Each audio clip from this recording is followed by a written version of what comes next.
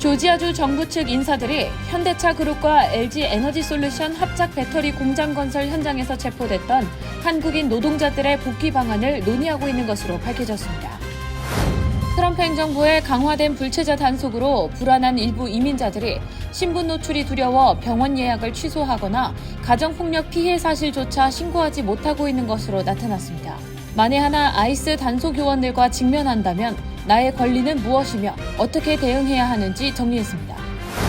이민국이 기존의 시민권 시험을 폐지하고 올해 10월 중순부터 문항수와 출제 범위가 늘어난다고 발표했습니다. LA와 뉴욕을 오가며 무려 22톤의 코카인을 유통하고 1억 달러 이상의 수익금을 세탁해온 초대형 마약 밀매 조직이 적발됐습니다. 검찰은 핵심 인물로 뉴저지와 맨해튼에 거주하는 2명을 지목했습니다. 뉴욕의 한 중학교 학생이 동급생들을 포함해 수백 명을 상대로 한 온라인 성착취를 한 사실이 드러나 체포됐습니다. 세계적인 차량 호출 서비스 업체 우버가 자율비행 드론을 이용해 음식 배달 서비스에 나섭니다. 이번 서비스는 시범 운영 형식으로 우버는 연말부터 미 전역을 대상으로 확장할 계획입니다.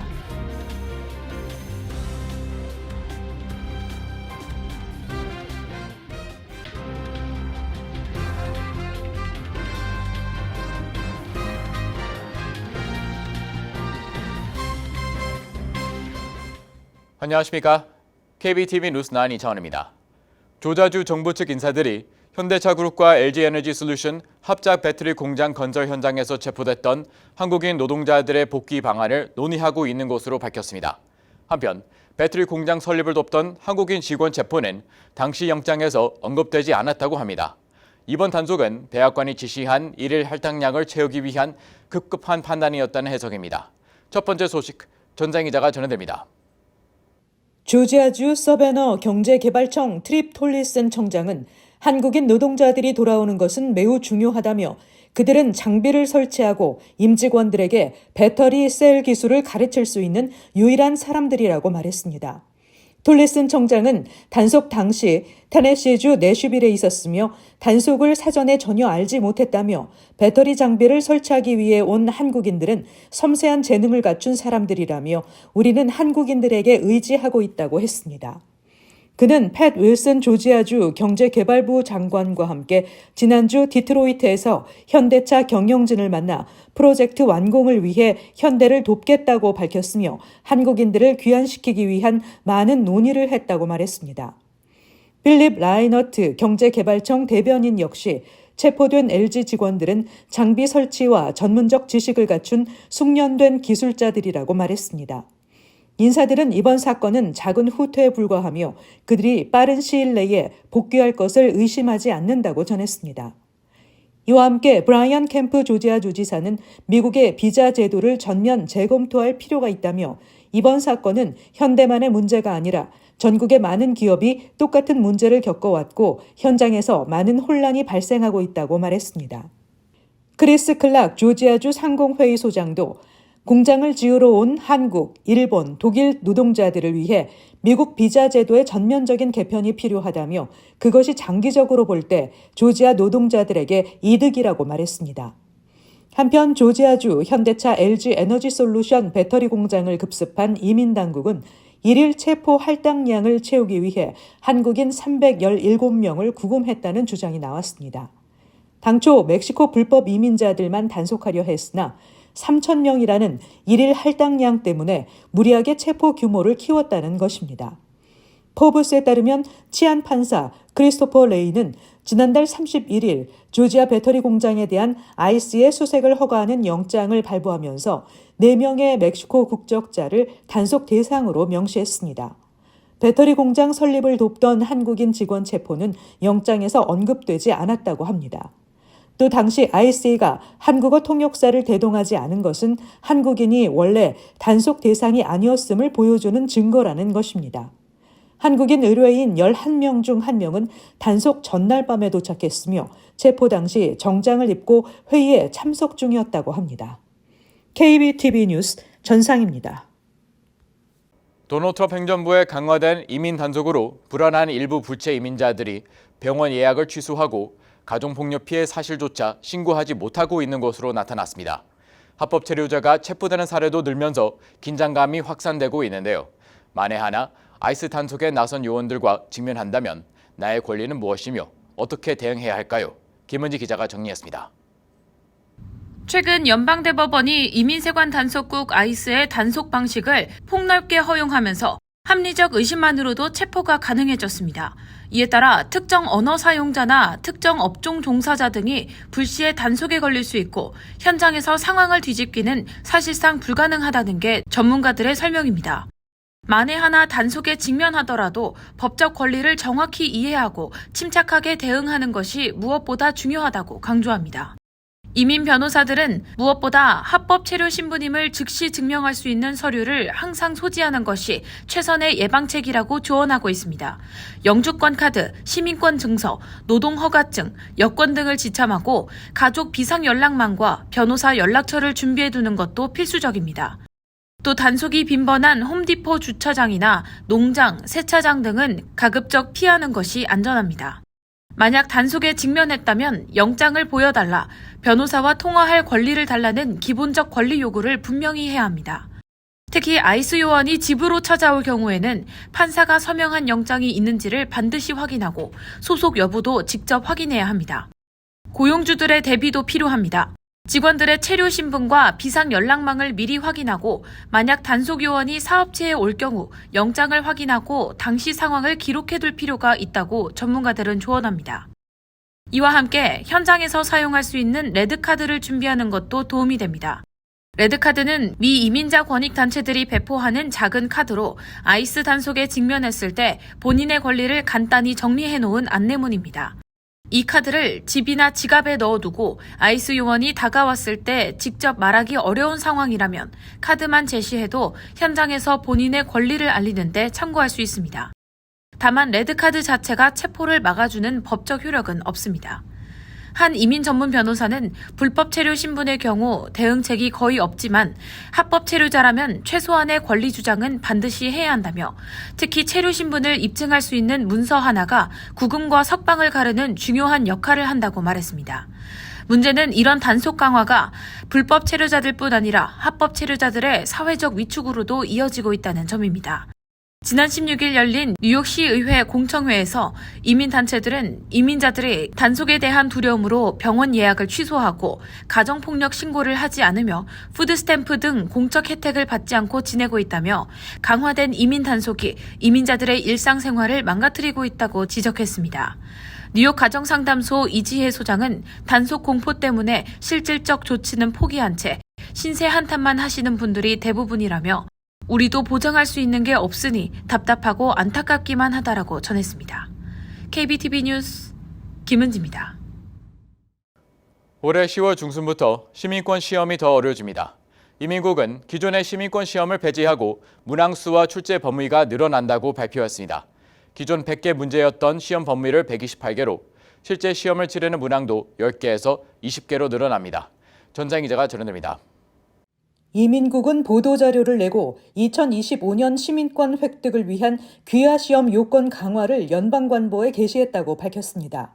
관보에 따르면 이번 조치를 통해 이민국은 기존 행하던 2008년식 시험을 폐지하고 보다 문항수가 많고 시험 범위가 넓은 2020년식 시험을 재도입하기로 했습니다. 2020년판 시험은 트럼프 1기 행정부 말기인 2020년 12월 1일부터 시행됐으나 조 바이든 행정부가 이를 5개월 만에 폐지한 바 있습니다.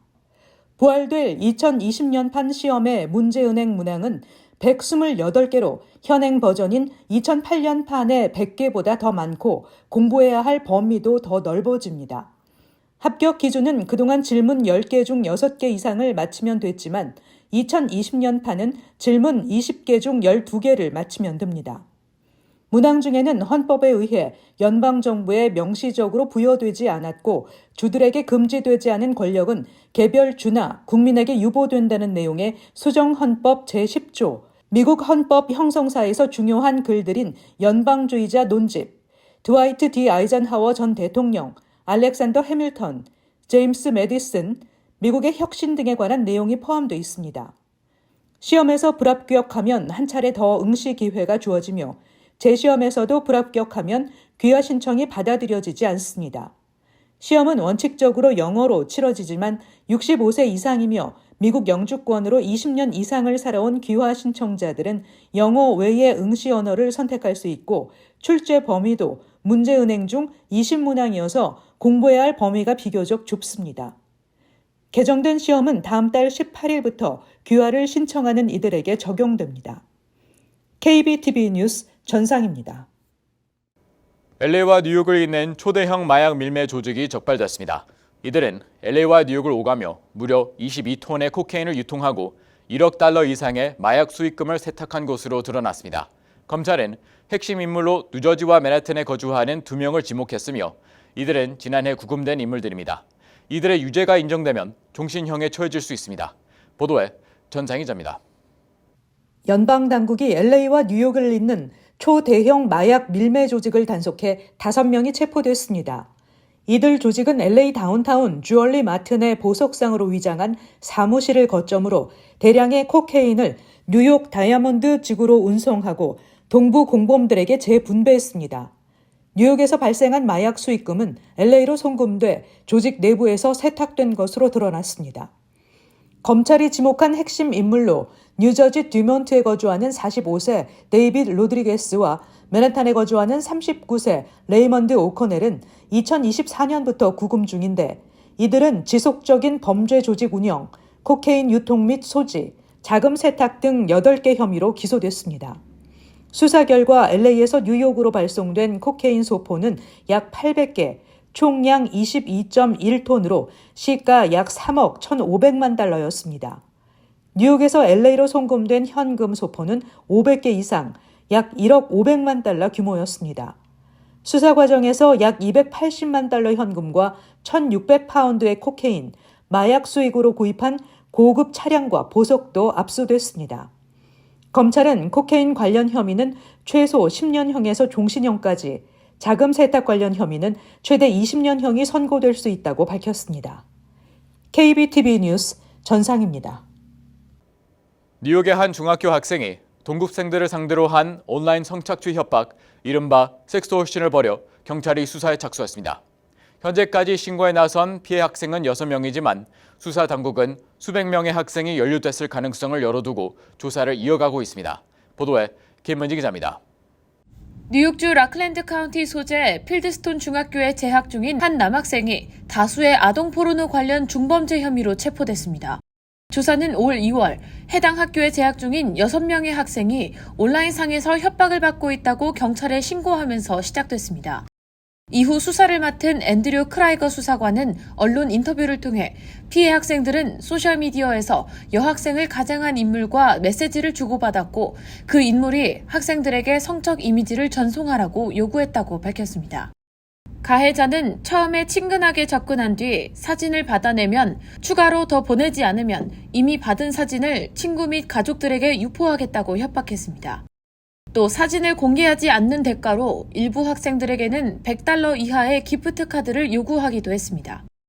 경찰은 수사 과정에서 가해자가 외부 인물일 것으로 예상했지만 실제로 가해자가 피해 학생들과 같은 학교에 재학 중인 것으로 드러나 충격을 주고 있습니다. 현재 가해 학생은 아동 포르노 관련 중범죄 혐의 3건으로 기소됐으며 미성년자이기 때문에 신원은 공개되지 않았습니다. 라클랜드 카운티 수사당국은 현재까지 6명의 피해자가 확인됐지만 사실 피해자는 뉴욕뿐 아니라 전 세계에 걸쳐 수백 명에 달할 가능성이 있다고 설명했습니다. 학교 측은 17일 학부모들에게 해당 사건에 대한 내용을 공식 발표했습니다. 학부모들은 너무 무섭다며 특히 엄마들 입장에서는 10대 학생들이 동급생에게 성적으로 협박을 하고 금전을 갈취했다는 것이 너무 충격적이다라며 불안감을 드러냈습니다. 노스 라클랜드 교육부는 추가적인 피해를 접수받는다며 피해 학생들과 가족들은 부끄러워하지 말고 반드시 신뢰할 수 있는 학교 관계자 또는 수사당국에 알려달라고 당부했습니다. 전문가들은 오늘날 우리 아이들이 경험하는 온라인 성착취 문제는 우리 기성세대가 어린 시절 겪어보지 않은 문제라며 부모들은 아이의 말을 있는 그대로 귀 기울여 들으려고 노력해야 한다고 조언했습니다. 스토니포인트 경찰 및 교육부는 곧 전교생과 학부모를 대상으로 온라인 성착취 예방 교육을 실시할 계획입니다. KBTV 뉴스 김은지입니다. 세계적인 차량 호출 서비스 업체 우버가 자율비행 드론을 이용해 음식 배달 서비스에 나섭니다. 이번 서비스는 파일럿 형식으로 미국 내 우버이츠 시장을 대상으로 올 연말부터 시작될 예정입니다. 김은지 기자가 전해드립니다. 세계적인 차량 호출 서비스 업체 우버가 드론 배달 전문 기업 플라이트렉스와 협력해 드론 배송 파일럿 프로그램을 시작한다고 밝혔습니다. 이번 제휴를 통해 우버는 기존 자동차, 자전거를 이용한 배달뿐 아니라 보도용 로봇에 더해 자율비행 드론까지 포함하는 다중 배송 네트워크를 구축해 글로벌 물류 전략 확장에 박차를 가할 것으로 보입니다. 우버 측은 플라이트렉스에 투자해 드론 배달 기술 개발과 상용화의 속도를 낼 것이라고 밝혔지만 아직까지 구체적인 투자 규모는 공개하지 않았습니다. 플라이트렉스는 지난 3년간 교외 지역을 대상으로 20만 건 이상의 식자재를 드론을 이용해 배송한 경험이 있는 드론 물류 전문 업체입니다. 플라이트렉스는 연방항공청 FAA로부터 비가시권 드론 운행 허가를 받은 4개 업체 중 하나로 조종사가 직접 드론을 눈으로 확인하지 않고도 물건을 안전하게 배송할 수 있습니다. 우버 측은 드론 배송을 통해 배송 시간이 수분 단위로 단축될 뿐만 아니라 교통 혼잡 및 배기가스를 줄일 수 있으며 신선한 음식과 편의용품 배송 경쟁력을 높일 수 있을 것으로 기대하고 있습니다. 우버는 올 들어 다양한 제휴를 통해 사업 다각화에 속도를 내고 있습니다. 지난주에는 조비 에이비에이션과 협력해 2026년부터 블레이드 항공편을 우버 앱에 통합해 도심과 공항 간 무공해 항공 승차 공유 서비스를 선보일 것이라고 밝힌 바 있습니다. 한편 드론 배달 기술은 우버뿐만 아니라 업계 전반으로 확산되는 추세입니다. 경쟁사인 도어대시는 올 6월 플라이트렉스와 협력해 텍사스주 달라스 포트워스 지역에서 음식 배달 시범 운영 중에 있습니다.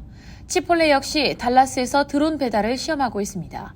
우버 주가는 올 들어 50% 이상 상승하며 투자자들의 기대를 모으고 있습니다. KBTV 뉴스 김은지입니다. 펜실베니아주 요크 카운티 농장에서 경찰관들이 총격을 받아 최소 5명의 사상자가 발생했습니다. 보도에 따르면 총격범이 쓴 총에 맞아 경찰관 3명이 사망하고 2명이 부상을 입었습니다. 총격범도 현장에서 경찰에 의해 사살됐습니다.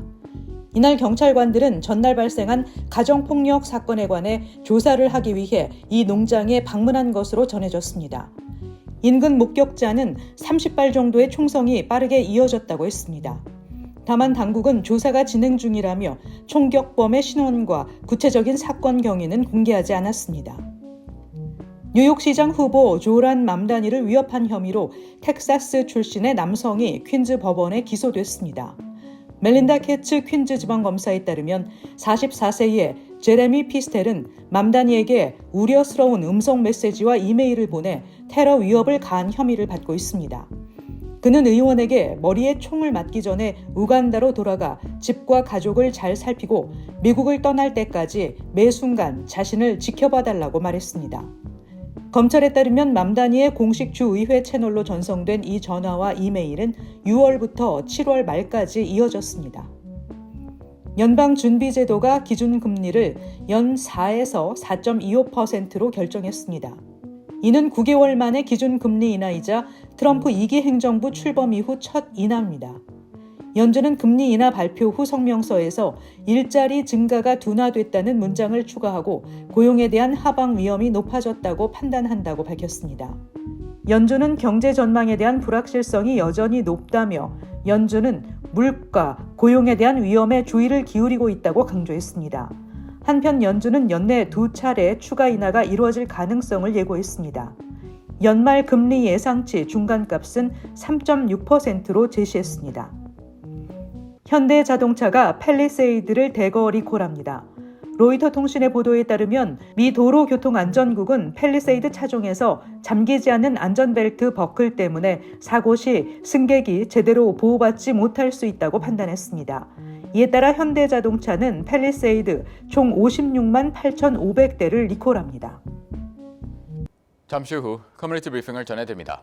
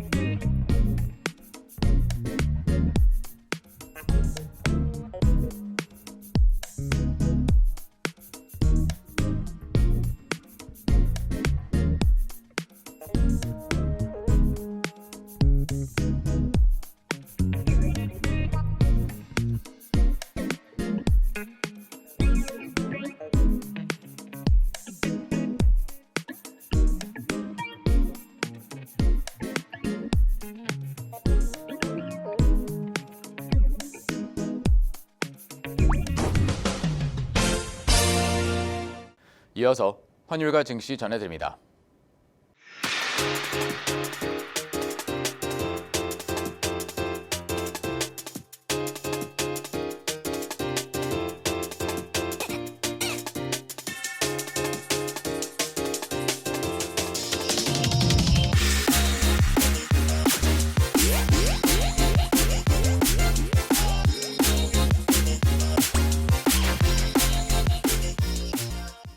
잠시 후 뉴욕과 뉴저지 날씨를 전해드립니다.